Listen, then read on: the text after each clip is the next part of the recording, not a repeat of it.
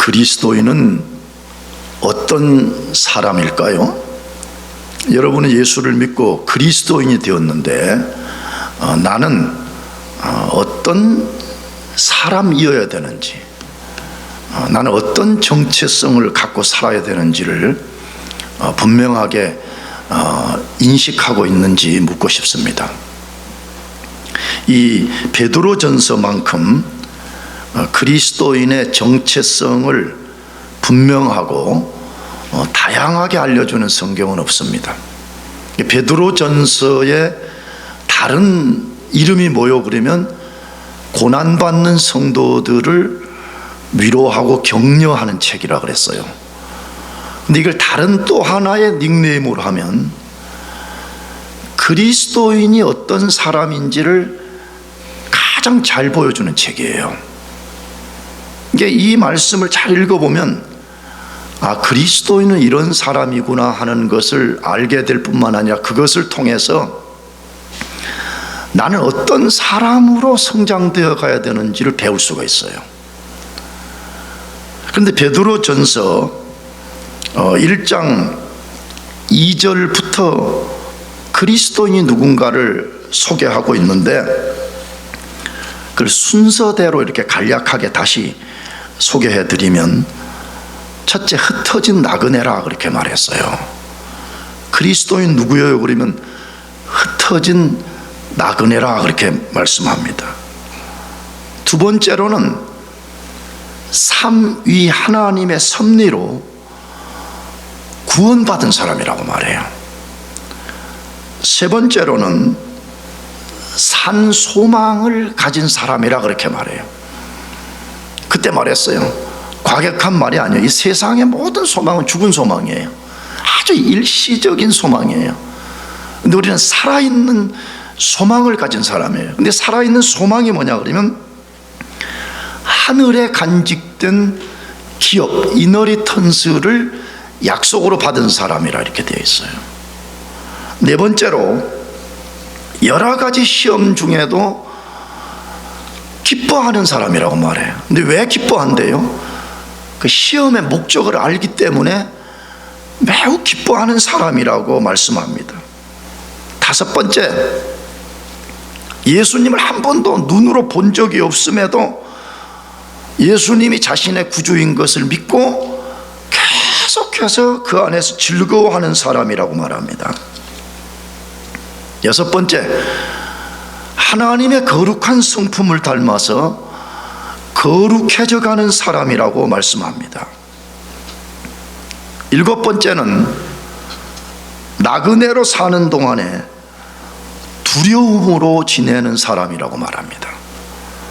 여덟 번째는 예수님의 보배로운 피로 구속된 사람이라고 말씀합니다.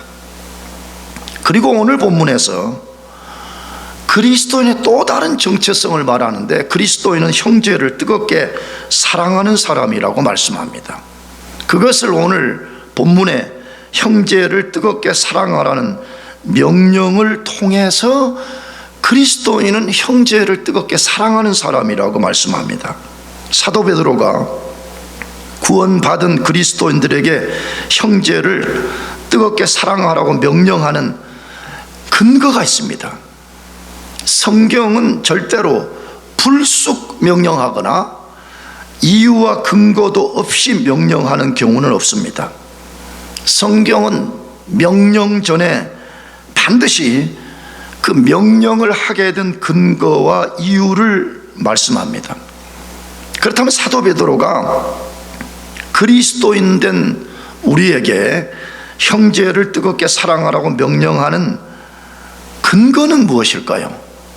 그건 이미 우리가 계속 다루었듯이 우리 모두는 예수 그리스도의 보배로운 피로 구원을 받았기 때문이라고 말해요. 더 정확하게는 하나님이 그리스도의 보배로운 피로 우리를 구속해 주었기 때문이라, 그래서 너희는 그것에 근거해서 형제를 뜨겁게 사랑해야 된다라고 말씀합니다. 이것을 신학 용어로 좀 써보면 직설법과 명령법의 원리를 따른 것입니다. 성경의 모든 명령은 직설법의 근거를 두고 있습니다. 이 직설법이라 이 말 자체가 여러분이 낯설을 수 있는데 영어로는 인디카티브예요. 근데 이 직설법이라는 개념은 뭐냐 그러면 우리 구원을 위해서 우리가 한 일 아무것도 없다고 말이에요. 하나님이 예수 그리스도를 통해서 우리를 은혜로 구원해 주셨습니다. 이게 직설법이에요. 이게 하나님이 우리 구원해서 다 행하셨다 그 말이에요. 여기에 근거한 명령법이 주어지는데 명령법은 임페라티브예요.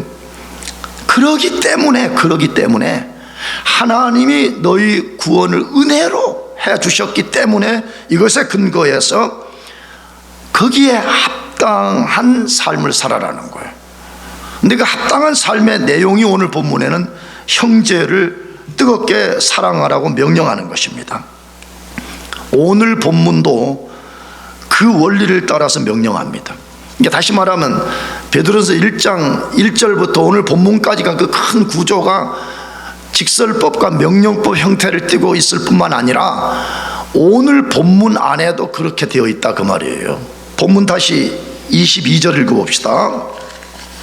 너희가 진리를 순종함으로 너희 영혼을 깨끗하게 하여 거짓이 없이 형제를 사랑하기에 이르렀으니 마음으로 뜨겁게 서로 사랑하라. 딱 그렇게 되어 있어요. 구조가 어떻게 되어 있죠? 먼저 너희가 성령을 통해서 진리를 순종함으로 너희 영혼을 깨끗하게 하여라고 되어 있습니다. 우리 성경은 여기 성령을 통해서라는 이 말이 빠져 있어요. 근데 원래 말은 이 말이 들어 있어요. 너희가 성령을 통해서 진리를 순종함으로 너희 영혼을 깨끗게 하여라고 되어 있습니다. 무슨 말을 하고 있어요? 너희 어떻게 구원받았냐는 거예요. 그렇죠? 어떻게 받았대요? 성령을 통해서 우리가 진리를 받아들임으로. 사도행전에는 이 말을 이렇게 썼어요. 진리를 믿음으로 이렇게 되어 있어요. 그러면 우리가 한 일 아무것도 없어요. 우리는 하나님이 그리스도를 통해서 모든 것을 해주시고 성령을 통해서 우리가 그것을 믿어 구원받게 만들어줬다 이렇게 되어 있어요.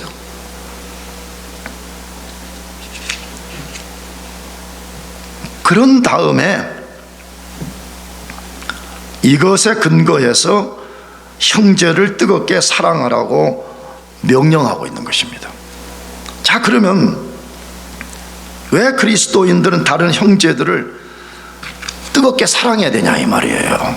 첫째, 예수님의 피로 구속받은 사람들이 나타내는 본능적 특성이기 때문이라고 말해요.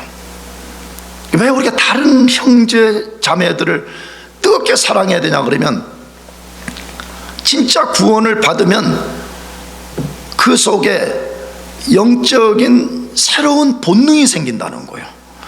새로운 영적 특성이 그 사람 속에 드러난다 이렇게 말씀해요. 그것을 베드로전서 1장 22절 상반절 다시 읽어보면 너희가 진리를 순종함으로 너희 영혼을 깨끗게 하여 거짓이 없이 형제를 사랑하게 이르렀으니 라고 되어 있습니다. 이 말 속에 뭐가 들어있어요? 예수님을 자신의 구주로 믿고 진짜 구속받은 사람은 과거에 자기에게 없던 새로운 본성을 드러내게 된다 이렇게 말하는 거죠. 그것이 무엇일까요? 그리스도 안에서 형제된 다른 그리스도인을 사랑하게 된다는 거예요. 근데 이게 어떻게 가능하냐? 다시 방금 뭐라 그랬어요? 22절 상반절에 다시 너희가 진리를 순종함으로 너희 영혼을 깨끗게 하여, 이따가 뒤에 다루겠지만 이게 구원인 거죠. 그렇죠? 우리는 과거에 죄와 허물로 우리 영혼이 더러워졌을 뿐만 아니라 완전한 타격을 입어버린 거예요. 그래서 자기 이득이 되는 일에는 약간의 사랑의 행위를 드러내지만 그런 거 아무 관계없는 그리스도인을 사랑할 수 있는 능력이 우리 속에는 없었던 거예요. 근데 우리가 진리를 순종하게 될 때 우리 영혼을 하나님이 깨끗하게 만들어서 새로운 본성을 갖게 만들어 준 거예요. 그래서 우리가 예수를 딱 믿고 진짜 구원받으면 자기도 모르는 사이에 본능적으로 자연스럽게 드러나는 특성이 하나 있는데, 같은 그리스도인들을 사랑하게 된다는 거예요. 여기 1세기 그리스도인들이 그렇게 했다는 거잖아요. 다시 뭐라고 했어요? 너희가 진리를 순종함으로 너희 영혼을 깨끗하게 하여 거짓이 없이 형제를 사랑하기에, 그 다음 뭐라 그랬어요? 이르렀으니 이렇게 됐다 이 말이에요. 이걸 조금 내가 이해한 바로 바꾸면 뭐냐 그러면, 내가 예전에는 그런 일을 할 수가 없었는데 예수 믿고 구원받고 나니까 내가 그리스도인들을 사랑하는 것이 내 속에서부터 자연스럽게 일어나게 된다 그 말이에요. 한번 생각해 봅시다. 1세기 그리스도인들이 예수님을 믿고 구원을 받았을 때 그들은 거짓 없이 형제를 사랑하게 이르렀다, 지금 그렇게 말하는 거거든요. 근데 추정을 해보면, 추측을 해보면 그들이 예수 믿기 전에는 그런 일을 할 수가 없었습니다. 자연적인 인간은요, 시기하고 경쟁하고 적대적 감정을 드러내는 것이 그게 보편적인 거예요. 사실은 전혀 이상하지 않아요. 자연적인 인간은 그렇게 돼 있어요. 남 미워하고 나에게 좀 이득이 되면 조금 사랑하는 것처럼 하고, 나와 전혀 그런 게 없다 그러면 무관심하게 사는 것이 보편적 사람의 특성이에요. 그런데 그들이 구속을 받은 후에 과거에 시기하고 경쟁하고 적대적 감정을 드러냈던 사람들을 거짓없이 사랑하기 시작했습니다. 나는 이 본문을 보면 아까도 말씀드렸지만 자연스럽게 그리스도인된 형제들을 사랑하기 시작했다, 나는 그렇게 믿어져요. 왜? 그게 새로운 본능이거든요. 새로운 영적 특성이 그 사람 속에 심어졌기 때문에 그런 것입니다. 그런데 이런 자연스러운 현상은 1세기 소아시아 그리스도인들에게만 나타나는 현상이 아닙니다.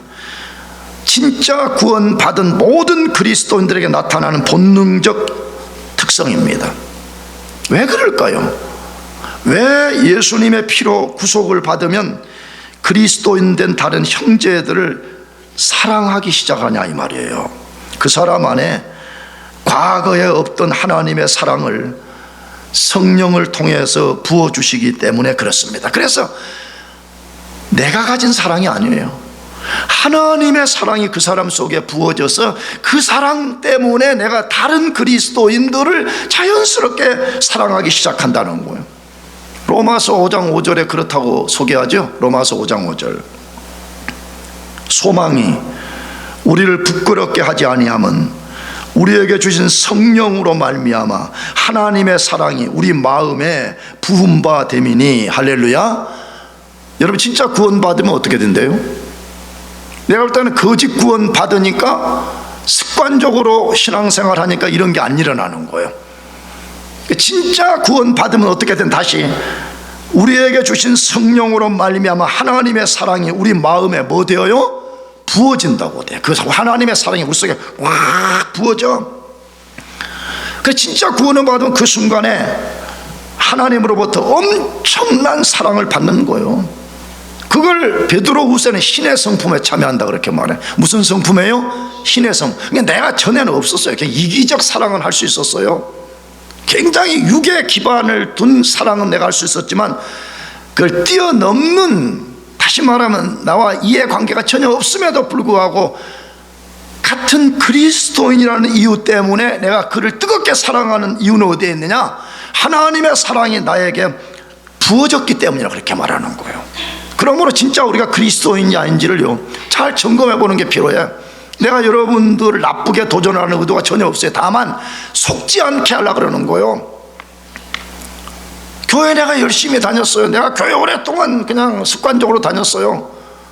근데 내 삶에 이런 것이 일어나지 않는다 그러면 정말 나는 로마서 5장 5절의 말씀과 같이 성령으로 말미암아 하나님의 사랑이 내 속에 이제 부어졌는가를 점검해 봐야 된다 이 말이지. 그런데 이 사랑이 부어진 사람에게는 반드시 이 사랑을 받았다는 증거를 드러낸다고 말해요. 뭘 드러낸다고요? 증거를 드러낸다고 말해요. 이 베드로 전서에서도 지금 베드로 사도가 당연히 말했잖아요. 너희가 그렇게 된다, 자연스럽게 이렇게 너희는 사랑을 이미 하고 있었다, 이렇게 지금 표현했으니까. 근데 우리가 전에 다루었던 요한 1서 4장 7절에서 21절까지 보게 되면 이 내용은 구원받은 사람이 드러내는 강력한 특성 중에 하나인데, 그거는 형제를 사랑하는 거예요. 누구를 사랑하는 거라고요? 형제를 사랑하게 되어 있다는 거예요. 근데 이 내용이 너무 길어서 몇 곳만 더 포르티가 되는 말씀만 읽어보려고 그래요. 7절 8절 먼저. 사랑하는 자들아, 우리가 서로 사랑하자. 사랑은 하나님께 속한 것이니 사랑하는 자마다 하나님으로부터 나서 하나님을 알고, 사랑하지 아니하는 자는 하나님을 알지 못하나니 이는 하나님은 사랑이십니다. 너무 명료합니다. 이런 게 두려운 거예요, 사실은요. 진짜 하나님의 사랑이 그 사람 속에 부어지게 되면 반드시 하나님을 사랑하고 하나님이 구원한 사람들을 사랑하게 되어 있다, 이렇게 된 거죠. 나가서 11절 12절. 사랑하는 자들아, 하나님이 이같이 우리를 사랑하셨은즉 우리도 서로 사랑하는 것이 마땅하도다. 어느 때나 하나님을 본 사람이 없으되 만일 우리가 서로 사랑하면 하나님이 우리 안에 거하시고 그의 사랑이 우리 안에 온전히 이루어지느니라, 이렇게 말해요. 우리 눈으로 볼 수 없는 하나님을 쉽게 말하면 보게 만드는 방식이 뭐냐 그러면, 하나님을 아버지라고 부르는 형제 자매들 깊이 사랑하는 때에서부터 드러난다, 분명하게 말씀합니다. 15절 16절. 누구든지 예수를 하나님의 아들이라 시인하면 하나님이 그의 안에 거하시고 그도 하나님 안에 거하느니라. 하나님이 우리를 사랑하시는 사랑을 우리가 알고 믿었노니 하나님은 사랑이시라. 사랑 안에 거하는 자는 하나님 안에 거하고 하나님도 그의 안에 거하시느니라. 마지막 19절 20절. 우리가 사랑하면 그가 먼저 우리를 사랑하셨음이라. 누구든지 하나님을 사랑하노라 하고 그 형제를 미워하면 이는 거짓말하는 자니 보는 바 그 형제를 사랑하지 아니하는 자는 보지 못하는 바 하나님을 사랑할 수 없느니라.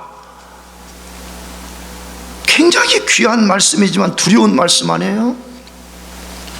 그 누구보다 뜨겁게 사랑해야 될 이 교회 안에 얼마나 많은 다툼, 시기, 질투, 미움으로 갈갈이 찢어져 있는지. 나는 비록 우리 영광교회 아주 작은 교회지만 영광교회 목회하는 것을 한편에는 굉장히 기쁘게 여겨요. 물론 우리도 뭐 크고 작은 아픔이 내가 18년 목회하면서 없었던 건 아닙니다. 난 이번에 총회 가서도 그 목사님들과 이렇게 식사 때 교제하면서 교회들의 이야기를 들어보면, 야, 이게 진짜 하나님의 교회가 맞는가 할 만큼 너무 갈갈이 찢어져 있어요. 너무 많이 찢어져서 도대체 인간의 힘으로는 회복시킬 수가 없을 만큼 고통을 겪고 있는 거예요. 역설적으로 그런 생각이 드는 거예요. 진짜 구원받은 공동체가 맞는가? 미국의 제1차 대각성 운동에 불을 붙였던 조나단 에드워드가 쓴 책 중에 하나가 뭐냐 그러면 천국에서 다시 만날 분쟁하는 그리스도인이라는 책 제목이 있어요. 꼭 여러분들 읽어봐요. 조나단 에드워드가 목회했던 교회에서 쫓겨났거든요. 그 위대한 목사가 쫓겨나 버렸어요, 그 교회에서. 근데 그가 쓴 책의 내용이 뭐냐, 우리는 여기서 누가 옳으냐고 싸우고 막 얼굴을 붉히고 갈갈이 서로를 짓이겨 놓는데 언젠가 우리가 그리스도 심판 앞에 다시 만날 거라는 거예요. 근데 오늘 우리가 읽어본 성경의 내용은 뭐예요? 우리가 진짜 예수 믿어 구원을 받으면 우리가 하나님을 본 적이 없지만 우리는 하나님을 아버지라고 부르는 사람들을 사랑하게 된다라고 성경이 분명하게 말씀하잖아요. 왜 그럴까요? 우리가 육체의 부모로부터 태어날 때 부모의 유전자와 특성을 물려받습니다. 뭐 아버지를 닮았다는 둥, 엄마를 닮았다는 둥, 뭐 아버지하고 목소리가 비슷하다는 둥, 뭐 성격이 비슷하다는 둥, 이런 걸 그대로 물려봤잖아요. 근데 이거 영적 원리에도 동일하게 적용이 됩니다. 예수님의 피로 구속을 받고 구원을 받으면 그 순간 신적 속성, 즉 하나님의 사랑이 그 사람 안에 부어져서 그때부터 그 사랑을 갖고 다른 그리스도인을 사랑하게 됩니다. 그렇게 되시길 축복합니다.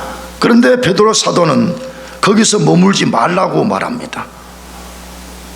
그 사랑을 더 확대시키라고 말해요. 근데 확대시키는 내용이 뭐예요? 22절 하반절에 짧게 뭐라고 말했어요? 마음으로 뜨겁게 서로 사랑하라. 그렇게 마음으로 뜨겁게 사랑하라 이렇게 되어 있습니다. 근데 어떤 사본과 어떤 영어 성경에는 이렇게 되어 있어요. 순수한 마음으로 뜨겁게 피차 사랑하라 그렇게 되어 있습니다. 그러니까 거기 앞에 순수한이라는 말이 어떤 사본들에는 들어있고 어떤 사본은 안 들었다 이 말이죠. 그래서 그 사본을 선택한 영어 성경에 따라 어떤 거는 그 앞에 순수한, 깨끗한, 퓨어라는 말이 들어있어요. 나는 이걸 넣고 싶은 거예요. 우리가 사랑을 하되 어떻게 하라는 거예요? 깨끗한 마음, 순수한 마음으로 뜨겁게 사랑하라 그 말이죠. 뭘 전제하는 말씀이에요? 반대급부 기대하지 말라는 거예요. 무슨 급부요? 반대급부. 쉽게 말하면 내가 이만큼 해주면 내가 이만큼 저 친구로부터 다시 사랑을 받을 것인가? 그런 거 기대하지 말고 우리 순수하게 그 사람이 하나님의 사람이라는 그 자체로 사랑하라 그렇게 말하는 거죠. 잘못된 동기를 가지고 하지 말라 그렇게 말하는 거예요. 순수하고 뜨겁게 형제를 사랑하라 그렇게 말하고 있습니다. 우리 오늘부터 그렇게 해봅시다. 아멘. 물론 여러분들이 지금까지도 잘 하셨겠지만 오늘 더 힘을 내서 순수하게 형제와 자매들을 뜨겁게 사랑할 수 있기를 축복합니다. 두 번째, 왜 그리스도인은 다른 형제들을 뜨겁게 사랑해야 됩니까?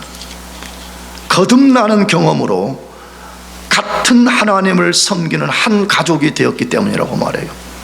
거듭나는 경험, 이거는 진짜 하나님의 자녀가 되면 모두가 공통적으로 경험하는 경험인 거예요. 거듭나는 경험으로 한 하나님을 아버지라고 부르고 한 가족이 되었기 때문이라고 말해. 그것이 23절 말씀인데 읽어보겠습니다.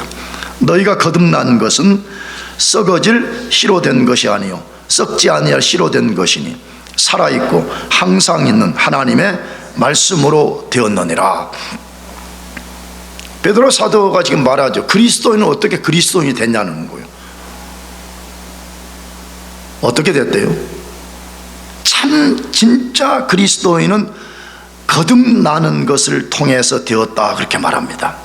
그러니까 이 말을 부정적으로 말하면 거듭나지 않은 사람은 그리스도인이 아니에요. 그 사람은 아무리 교회를 오래 다녔거나 교회에서 뭐 엄청난 포지션을 갖거나 엄청난 무슨 세레모니를 경험했다고 할지라도 그 사람은 그리스도인은 아니에요. 진짜 그리스도인은 거듭남을 통해서 된다 그렇게 말해요. 자, 근데 우리가 주목할 게 사도 베드로가 1장 2절부터 그리스도인의 구원을 다른 용어들을 통해 가지고 반복적으로 소개하는 것을 우리가 알아차려야 됩니다. 그러니까 똑같은 구원이라는 개념을 용어를 달리해서 반복적으로 쓴다는 거예요. 소개하면 1장 2절 하나님의 미리 아심을 통해 성령의 거룩해 하심으로 예수님의 핏부림을 받았다 이렇게 되어 있죠. 이게 성부와 성자와 성령의 역사 속에 일어나는 구원을 그렇게 소개한 거죠. 다시 하나님의 미리 아심, 예정이라 그랬죠. 성령의 거룩하게 하심, 구별을 시켜요. 그 사람을 예수의 핏부림을 받게 만들어 실제 예수의 구속이 그 사람 것이 되게 만들어줘. 1장 2절은 그렇게 표현했어요. 구원을. 그 다음에 1장 5절과 9절에는 실제로 그리스도인의 구원을 구원이라고 표현했어요. 그렇게 말세에 얻을 구원, 혹은 아니면 너희들이 하나님의 능력으로 구원의 보호하심을 입었다, 그렇게 표현했어요. 그 다음에 1장 18절에서는 구속이라고 표현해요. 구원을 다른 말로 하게 되면 구속이라 그렇게 표현한다, 그 말이에요. 1장 22절 오늘 본문에서는 진리에 순종함으로 영혼을 깨끗하게 했다, 그렇게 표현하고 있습니다. 그런데 방금 읽은 1장 23절에서는 구원을 거듭남이라고 표현합니다. 왜 사도 베드로는 우리 구원을 다양한 단어를 사용해서 소개할까요? 구원의 다양한 특성 때문에 그렇습니다. 구원은 너무 신비롭고 다양한 요소들을 내포하고 있기 때문에 그 다양한 요소를 내포하고 있는 것을 다양한 언어를 사용해서 표현하고 있는 것이에요. 그러면 거듭남은 구원의 어떤 부분을 강조하기 위해서 이 단어를 썼을까요? 문자 그대로 새로 태어나는 것을 말합니다. 어떻게 태어나는 거요? 새로 태어나는 것을 거듭남이라 그렇게 말해요. born again, regeneration, 중생, 다 새로 태어나는 것을 말하는 것이죠. 왜 새로 태어나지 않으면 하나님의 자녀가 될 수가 없어요? 왜 신의 성품을 받을 수가 없는 거예요? 우리 모든 인간은 인정하든 인정하지 않든 태어나는 순간 그의 속사람인 영이 죽은 상태로 태어납니다. 한 사람도 예외가 없어요. 내가 몇 주 전에 말했죠. 나 우리 손주 태어나가지고 첫 예배 드려주면서 뭐 이 아들이 뭐 이 세상에서 뭐 되라 막 그런 거 하지 않았어. 딱 가서 너희들은 부모의 사명이 뭐냐? 너희의 이 아이가 거듭나게 하라 그랬어요. 뭐 하게요? 거듭나도록. 물론 너희가 거듭나게 하는 건 아니지만 하나님이 이 아이를 거듭나게 해주시도록 너희들이 기도하고 말씀을 전하라 그렇게 말했어요. 왜? 부모들은 다 그러거든요. 나도 그래. 다 좋은 것을 주고 싶어 하잖아. 그렇게 막 교회도 보내, 막 태어나고 교회도 보내고 막 좋은 유치원도 보내고 막 좋은 장난감도 사주고 우리 손주네 집도 뭐 똑같아. 근데 왜 내가 그렇게 설교했어? 실제적으로 왜 고등학생만 되고 대학생만 되면 교회 집어치워버리고 세상 떠나버리고 영적 날라리가 되냐 말이에요. 본어교인이 아니라 새로 태어나지 않는다. 그 사람 속에 새로운 신의 속성이 들어오지 않기 때문에, 다시 말하면 계속 죽은 영을 갖고 사는 거야. 근데 자기는 교회로 오래 다니니까 나는 구원받은 사람이라고 착각한다 이 말이에요. 그러니까 어느 시점에 이성이 조금 성장되면 신앙이고 뭐가 필요 없다는 거예요. 잘 보세요. 진짜 새로 태어나서 새로운 본성을 갖고 신의 속성을 진짜 소유하게 되면요, 그건 뭔가 달라요. 그냥 날라리처럼 교회 다니는 그런 거 아니에요. 그런 거 아니에요. 더 나아가서 하나님이 당신의 신의 속성을 그 사람 속에 집어넣으면요, 하나님이 그 사람 속에 역사하기 때문에 그런 날라리처럼 살 수가 없는 거예요. 그 자체가요. 그 죄로 죽어버린 그 영혼은 하나님이 받을 수가 없는 거예요. 그러니까 예수를 믿어서 성령으로 새로 태어나게 만들어주는 거예요. 그래서 그 순간에 하나님의 자녀로 입양을 하고 하나님의 가족이 되게 만드는 거예요. 그래서 그 순간 자기가 하나님을 진짜 아버지라고 이제 부르게 되는 거예요. 근데 놀라운 사실은 눈을 떠보니까 나 말고도 내가 아버지라고 부르는 분을 다른 사람들도 아버지라고 부른다는 걸 알게 된 거예요. 왜? 나만 하나님의 자녀가 아니고 하나님의 방식으로 구원을 받은 또 다른 형제 자매들이 있다는 걸 깨닫게 되는 거예요. 그래서 본능적으로 다른 그리스도인들을 사랑하게 되는 거예요. 왜 그래요? 영적 가족의 중요성을 이제 깨닫기 시작하는 거예요. 예수님 안에서 하나님의 가족이 된 형제의 중요성을 깊이 이제 깨달아 가기 시작해요. 근데 이 중요성의 핵심이 뭐예요? 이 육의 기반을 둔 가족과 형제들은 부패하기 쉽고 관계가 영원하지 않습니다. 그렇지 않아요? 이 말 이해되죠? 예를 들어서 나의 육의 형제 자매들이 만일에 예수를 안 믿으면 우리는 그냥 이 땅에 사는 얼마 동안만 형제 자매의 관계를 이어가는 것입니다. 그들의 관계는 땅에서 지내는 동안에만 존속이 되는 거죠. 그러나 영적 가족은 그 기초와 근거가 썩어 없어질 육에 근거하지 않고 하나님의 영원한 신성과 사랑에 근거하기 때문에 영원성을 갖고 있다는 것을 깨닫게 돼요. 그러니까 그때부터 영적 형제들을 사랑하고 뜨겁게 순수한 마음으로 사랑해 간다 그 말이에요. 우리는 육의 기반을 둔 가족들도 사랑해야 됩니다. 하나님 그렇게 하라 그러니까. 그러나 우리는 영의 기반을 둔 하나님의 가족들을 더 뜨겁게 사랑해야 됩니다. 성경이 그렇게 말해요. 여러 곳에서 영적 형제 자매들이 육적 형제 자매들보다 훨씬 중요하다고 말하니까 그렇게 합시다 그래요. 지금까지 여러분이 사랑으로 교제한 줄 압니다. 더 뜨겁게 사랑합시다. 아멘. 마지막 세 번째, 왜 그리스도인들은 다른 형제된 그리스도인들을 뜨겁게 사랑해야 돼요? 나그네로서 겪는 삶의 시련들을 극복할 수 있도록 도와주기 때문에 그런 것입니다. 여러분, 가장 큰 힘은 사랑이잖아요. 누군가가 나를 사랑한다, 내가 누군가로부터 사랑을 받는다, 이것보다 큰 힘은 없지 않아요. 그래서 베드로 사도가 시련받는 1세기 그리스도인들에게 이걸 명령한 거예요. 너희들 얼마나 지금 힘드냐, 그 힘듦을 이겨내는 비결 중에 하나가 서로 뜨겁게 사랑하라는 거예요. 그래서 그걸 1장 22절에서 중요한 원리를 말씀하는데 다시 읽어봅시다.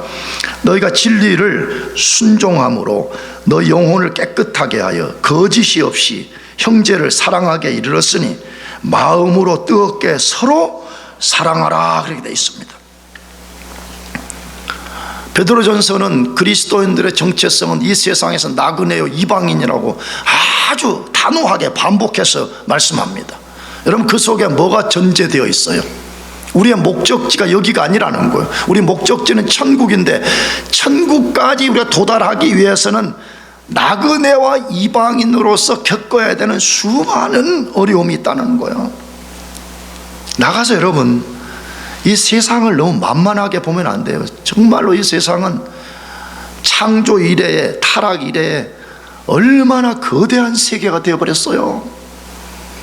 근데 이 거대한 세계 속에서 그리스도인들이 나그네와 이방인들로 살아가려면 필연적으로 세상으로부터 핍박도 받고 세상과의 충돌을 일으킬 수밖에 없는 것입니다. 그래서 성경은 그리스도인들은 이 세상에서 굉장한 어려움을 겪는다고 말해.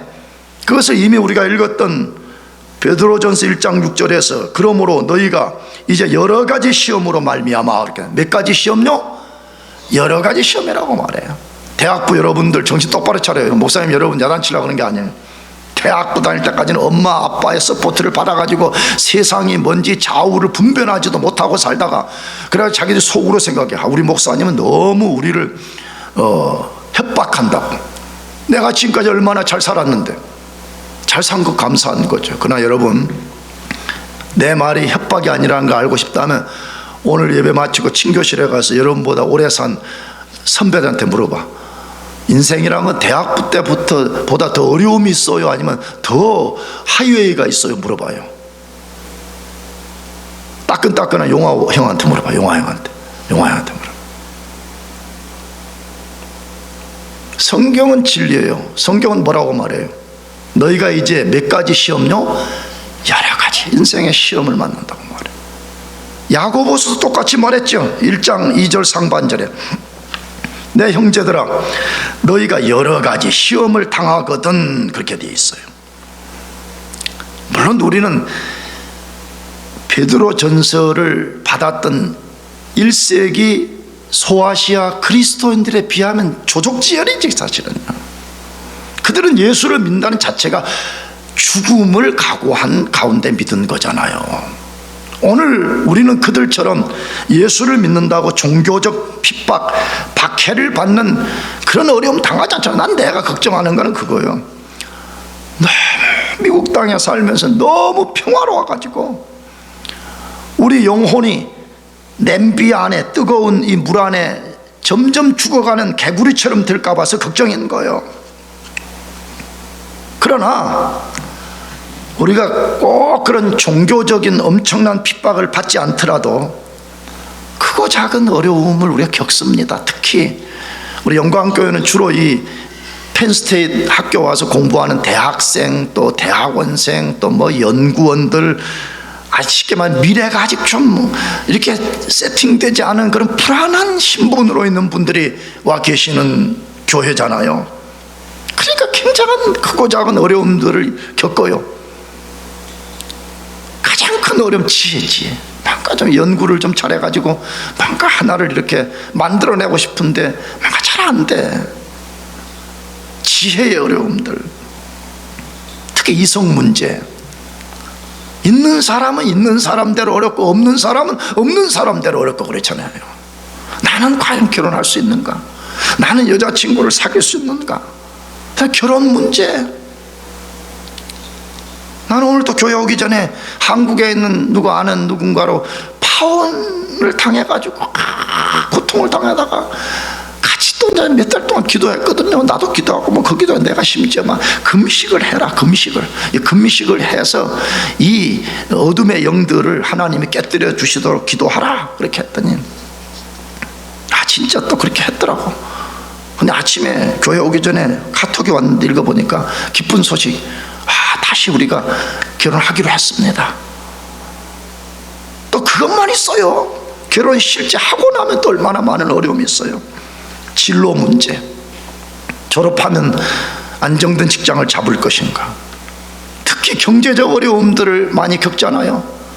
용돈 조금 받는 거 아니면 학교에서 연구소에서 조금 받는 그거 가지고 그냥 겨우 한 달 살아가려고 하는 경제적 어려움. 또 젊은 부부들 중에 자녀를 동반하고 자녀를 양육하는 문제. 특히 여러분같이 20대에서 이 30대, 40대를 겪을 때 가장 많은 정욕과의 싸움.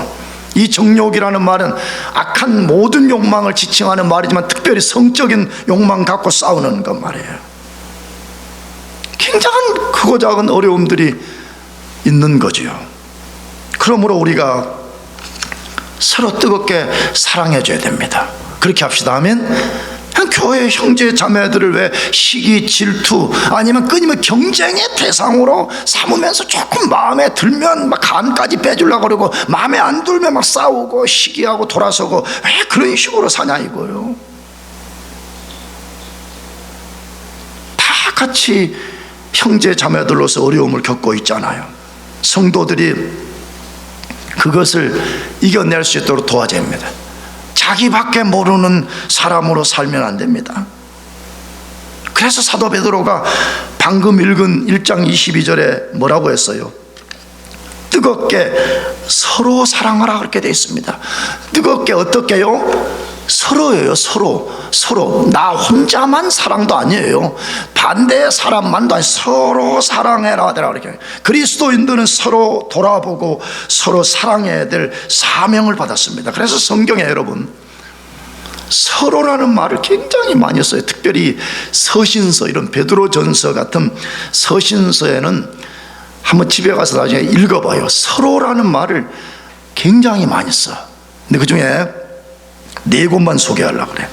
갈라디아서 6장 2절에 너희가 짐을 서로 지라. 너희가 짐을 뭐하라고요? 서로 지라 그렇게 말해. 여러분 교회도 그렇게 해봐요. 교회도 특정인만 짐을 지면 안 돼. 그건 사실은 형제에게 죄 짓는 거예요. 그것은 서로 짐을 져야 돼. 서로 짐져. 쥐 잡을 때도 같이 잡읍시다 하면 지는 이만 잡게 하면 안 돼. 에어컨 필터도 같이 갈아봅시다 하면 용화하면 왜 용화하면 했어요? 했으면 잘했어요. 혼자 하면 안 돼. 이거 왜냐 그러면 물론 이 갈라디아서의 짐을 서로 지라는 말은 다른 신학적인 좀 내용이 있긴 있어요. 그러나 교회에서는 서로 짐을 져라 그렇게 말해요. 히브리 10장 24절 서로 돌아보아 사랑과 선행을 격려하며 그랬습니다. 서로 돌아보라 그렇게 말해요. 야고보서 5장 16절 상반절에 이러므로 너희 죄를 서로 고하며 병 낫기를 위하여 서로 기도하라 그렇게 합시다. 서로 기도 많이 해줘요. 아멘. 기도 많이 해. 밥 먹을 때만 그런 거 머물지 말고. 마지막 베드로전서 4장 9절 서로 대접하기를 원망 없이 하고 그렇게 서로 대접하기를 뭐 없도록요? 원망 없이 그렇게 하라. 그 외에도 너무 서로라는 말을 많이 쓰고 있습니다. 여러분 하나님이 왜 우리를 교회라는 공동체를 왜 주셨겠어요? 왜 하나님을 아버지로 부르는 형제 자매들을 왜 우리에게 주셨겠어요? 하나님이 아시는 거예요. 우리 혼자 힘으로 이 거대한 세상 이길 수 없고 우리 혼자 하는 버거운 인생길을 완주할 수 없다는 것을 너무 잘 아시는 거예요. 그래서 하나님이 교회를 주시면서 서로 너희들이 짐을 지고 서로 격려해주고 서로 돌아봐주고 서로 너희들이 기도 많이 해주고 서로 너희들이 대접하기를 원망 없이 하라 그렇게 말하는 거죠. 우리가 지금까지도 잘 해오신 줄 압니다. 그러나 오늘 이 말씀을 우리가 들었으니까 이제부터 더 많이 관심을 가져줍시다. 아멘. 아멘. 그리고 더 많이 위로하고 격려하고 만일에 여러분들이 할 수만 있다면 여러분이 가진 물질도 나누고 시간도 나누고 그리고 무엇보다 기도를 많이 해줘요. 기도를 진짜 순수하게 교회 형제 자매들을 위해서 기도를 많이 해주면서 우리가 더 뜨겁게 사랑하는 그런 공동체 될 수 있기를 축복합니다. 기도하겠습니다.